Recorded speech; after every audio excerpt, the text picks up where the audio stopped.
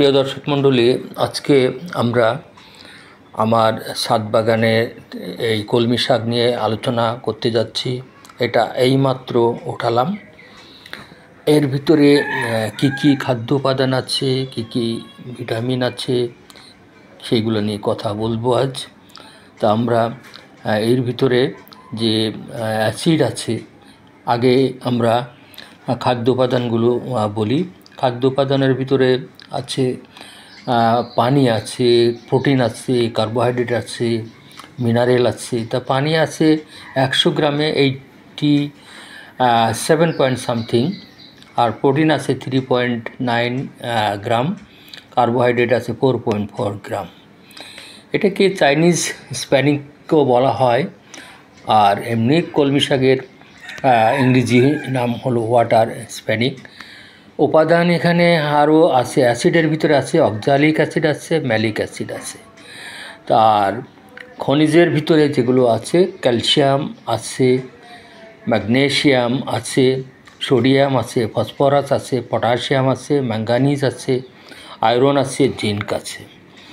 ভাইটামিনের ভিতরে যেগুলো আছে সেটা হলো vitamin C, vitamin B. Vitamin B এর ভিতরে সবই আছে, B1, B2, B3, B5, B6, B9। আমি শিক্ষার্থীদের জানানোর জন্য বলছি যে B9 মানে হলো ফোলেট, আর B5টা হলো প্যান্টোথেনিক অ্যাসিড, আমরা জানি।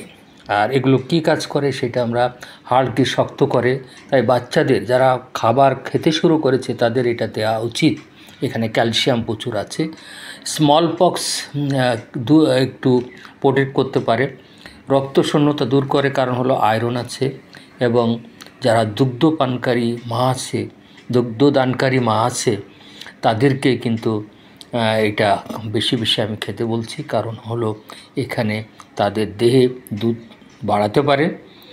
এখানে ফাইবার আছে, ফাইবার থাকার কারণে এখানে কোষ্ঠকাঠিন্য দূর করতে পারে।